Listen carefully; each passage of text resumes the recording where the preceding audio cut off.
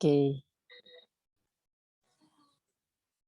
Bismillahirrahmanirrahim. Assalamualaikum warahmatullahi wabarakatuh. Perkenalkan, nama saya Umar Siduhab dengan NIM belakang 36 jurusan S1 Ekonomi Syariah. Pada kesempatan kali ini saya akan memaparkan hasil laporan magang saya di kantor pusat Baitul Mal Muamalat. Judul yang saya pilih dalam laporan ini adalah penghimpunan dan pendayagunaan zakat produktif pada Lasas Baitul Mal Muamalat. Kita pertama itu ada latar belakang menurut Nofrizal kepatuhan dalam berzakat bagi masyarakat muslim di Indonesia itu masih sangat minim. Meskipun pertumbuhan dalam pengumpulan ZIS di Indonesia mengalami tren positif dan potensi yang besar. Namun realisasi pengumpulan zakat hanya 71 triliun atau sekitar 22%, di mana 61 triliun tidak melalui OPZ resmi dan 10 triliun melalui OPZ resmi.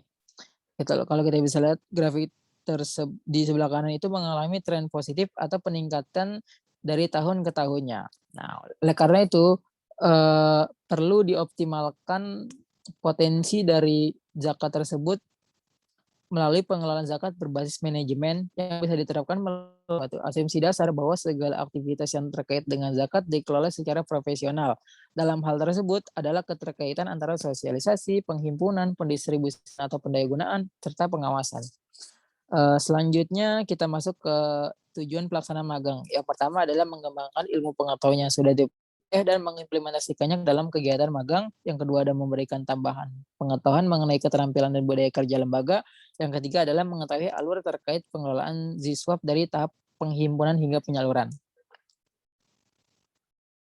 Selanjutnya di sini ada konsep masuk ke bab 2 landasan teori. Kita bahas mengenai konsep manajemen pengelolaan zakat di Indonesia. Nah, pengelolaan zakat di Indonesia itu untuk tingkat nasional adalah Badan Amil Zakat Nasional atau Basnas. Sementara Lembaga Amil Zakat atau LAS merupakan lembaga yang dibentuk atas keputusan Menteri Agama.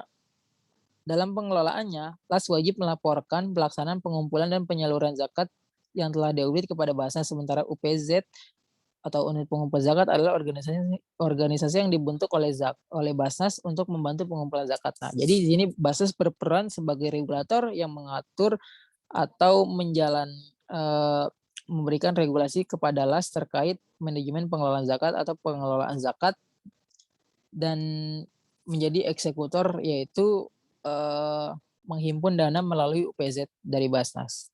Kita masuk selanjutnya kita masuk ke gambaran umum perusahaan. Ya, di sini ada profil BMM, yaitu BMM merupakan lembaga amil zakat nasional yang dikukuhkan pemerintah pada tahun 2000 dengan tugas utama menghimpun dan menyalurkan dana ZIS dan DSKL.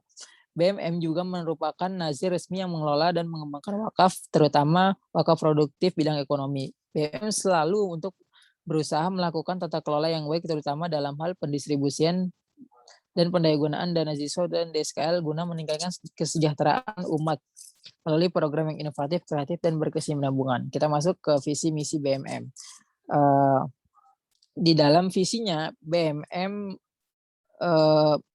memiliki visi menjadi amil zakat nasional yang independen, profesional, dan unggul dalam memberikan kemudahan muzaki berzakat sesuai syariah serta melayani dan meningkatkan kesejahteraan mustahik. Misi BMM yang pertama ada mengembangkan tata kelola yang baik berbasis teknologi dalam pengelolaan zakat dan wakaf, mengembangkan yang selanjutnya mengembangkan sumber daya manusia yang kompeten untuk kesinambungan tumbuh kembang lembaga, yang selanjutnya ada membangun aliansi strategis dengan berbagai pemangku kepentingan untuk kemandirian dan pemanfaatan lembaga, yang kemudian ada memberikan layanan bagi muzaki untuk menunaikan zakat dengan mengembangkan layanan dan program, yang terakhir adalah mengembangkan layanan dan program pemberdayaan untuk meningkatkan kesejahteraan mustahik. Selanjutnya kita masuk ke program BSU, yaitu BMM Sahabat UMKM adalah program pendayagunaan dana zakat di bidang ekonomi untuk pelaku usaha kecil dan mikro yang berasal dari keluarga tidak mampu di wilayah miskin perkotaan. Tujuan dari program ini adalah memberdayakan pelaku usaha kecil dan mikro. Terus yang kedua ada memberikan penguatan brand produk terkait digital marketing.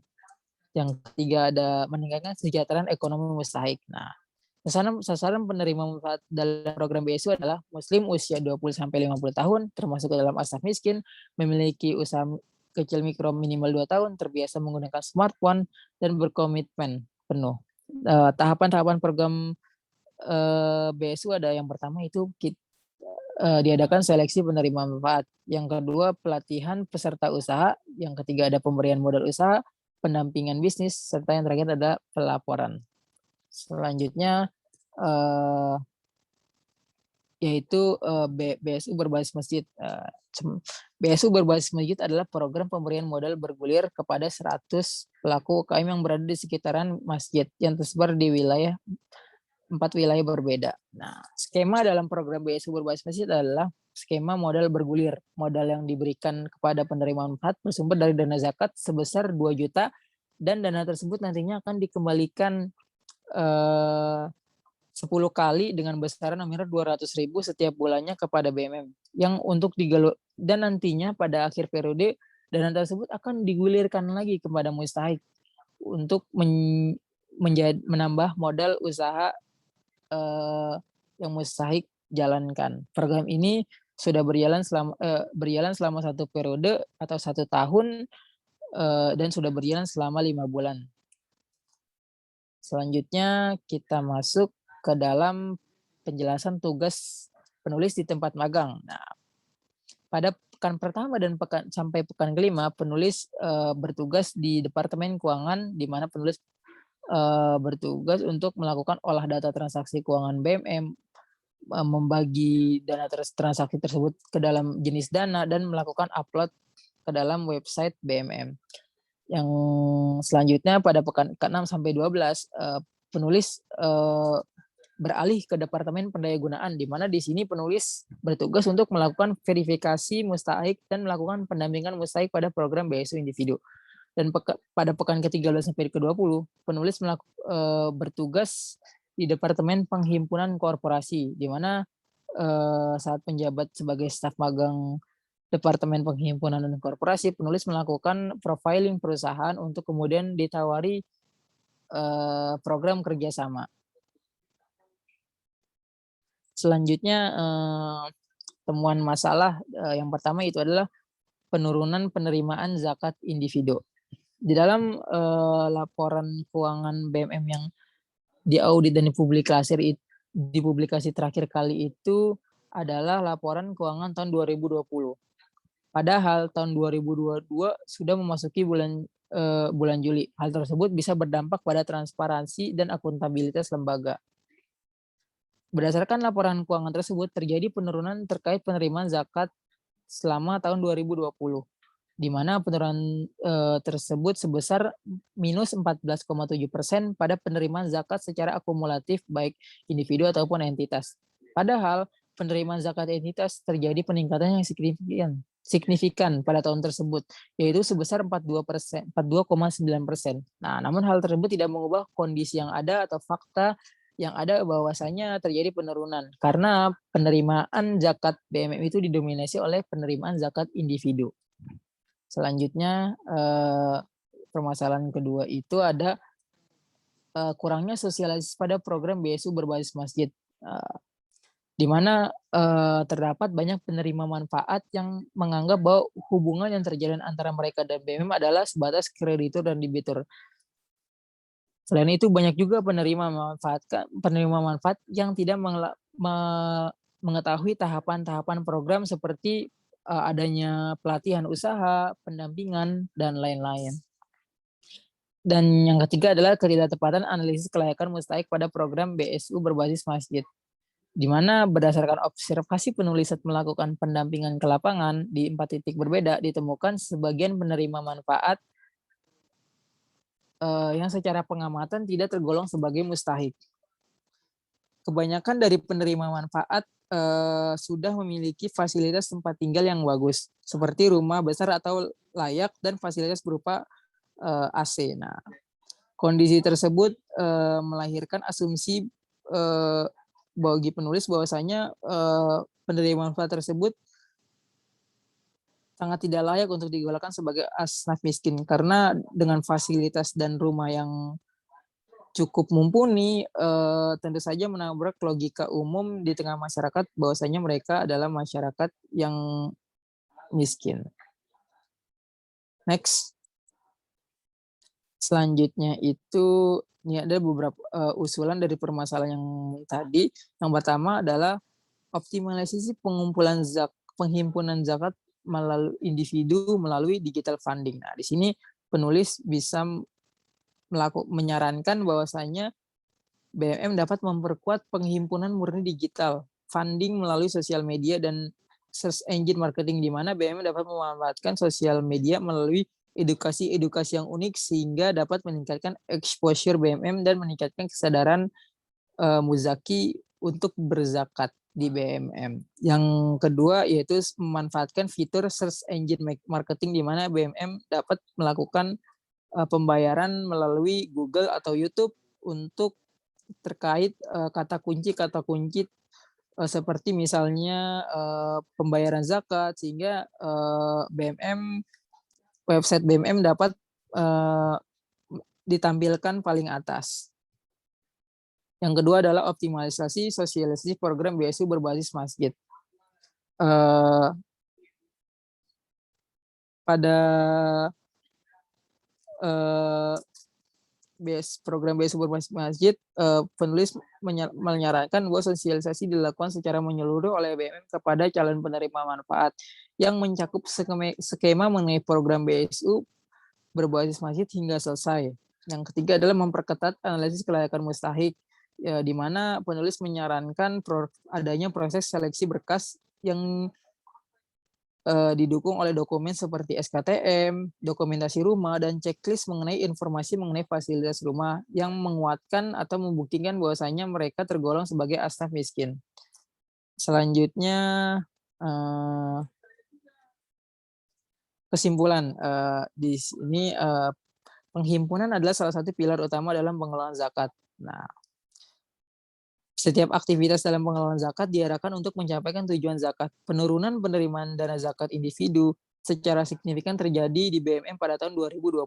Oleh karena itu, BMM dapat memperkuat penghimpunan murni digital funding melalui sosial media dan search engine marketing yang bertujuan untuk meningkatkan kesadaran masyarakat untuk berzakat melalui platform digital akan terbangun dan berpotensi meningkatkan penerimaan zakat pada sektor individu. Ya, yang kedua adalah dalam menyalurkan dana zakat, LAS dituntut untuk menerapkan konsep pendayagunaan zakat untuk usaha produktif. Oleh karena itu, BMM menggalakkan program BSU. Dalam praktiknya, terdapat kendala yang berupa kurangnya sosialisasi dan analisis kelayakan mustahik. Nah, oleh karena itu, perlu dilakukan evaluasi terkait program BSU berbasis masjid agar program tersebut mencapai tujuan program dalam hal pengentasan kemiskinan dan peningkatan kesejahteraan UKM. Selanjutnya ada saran dan rekomendasi terhadap manajemen. Yang pertama memperkuat penghimpunan murni digital funding. Yang kedua adalah melakukan evaluasi pada program BSU berbasis masjid. Yang terakhir ada refleksi diri, di mana selama mengikuti kegiatan magang, penulis mendapatkan tambahan wawasan terkait alur penghimpunan zakat dari alur manajemen pengelolaan zakat dari penghimpunan hingga penyaluran, dan mengalami proses peningkatan perkembangan diri mencakup soft skill dan hard skill, di mana di dalam Departemen Keuangan dan Pelaporan penulis mendapatkan beberapa perkembangan kemampuan. Yang pertama adalah merumuskan masalah yang didapatkan ketika penulis melakukan perumusan masalah berdasarkan data-data yang diolah penulis setiap harinya. Yang kedua ada kedisiplinan yang didapatkan ketika penulis melakukan olah data setiap harinya mengenai transaksi yang ada di dalam BMM. Yang kemudian di dalam Departemen Pendayagunaan, dalam hal menganalisis permasalahan, penulis dapat menganalisis permasalahan seputar kelancaran usaha mustahik pada program BSU berbasis masjid yang nantinya penulis selesaikan dalam permasalahan tersebut melalui pendampingan yang penulis berikan saran-saran atau rekomendasi terkait kemajuan usaha dari penerima manfaat. Dan yang terakhir di Departemen Kependayagunaan itu adalah komunikasi, di mana penulis melakukan komunikasi terhadap mustahik mengenai cara-cara terkait promosi dan penjualan. Dan yang terakhir itu ada kreativitas di mana dalam ini penulis membuat Instagram berupa hasil produksi dari mosaik untuk kemudian penulis promosikan melalui Instagram khusus tersebut. Selanjutnya di Departemen Penghimpunan dan Koperasi, penulis mendapatkan kemampuan kerjasama yang didapatkan ketika penulis melakukan penawaran kerjasama, melakukan menemani beberapa staf ketika melakukan presentasi di depan mitra BMM, dan yang terakhir adalah pelayanan, di mana dalam hal ini penulis melayani donatur atau muzaki yang menyalurkan menaruh dananya di BMM. Nah, ya selanjutnya ini ada foto-foto kegiatan dari penulis ketika mengikuti magang di BMM, dan itu saja. Sekian presentasi dari penulis. Mohon maaf apabila terdapat banyak kekurangan. Wassalamualaikum warahmatullahi wabarakatuh. Semoga dapat bermanfaat.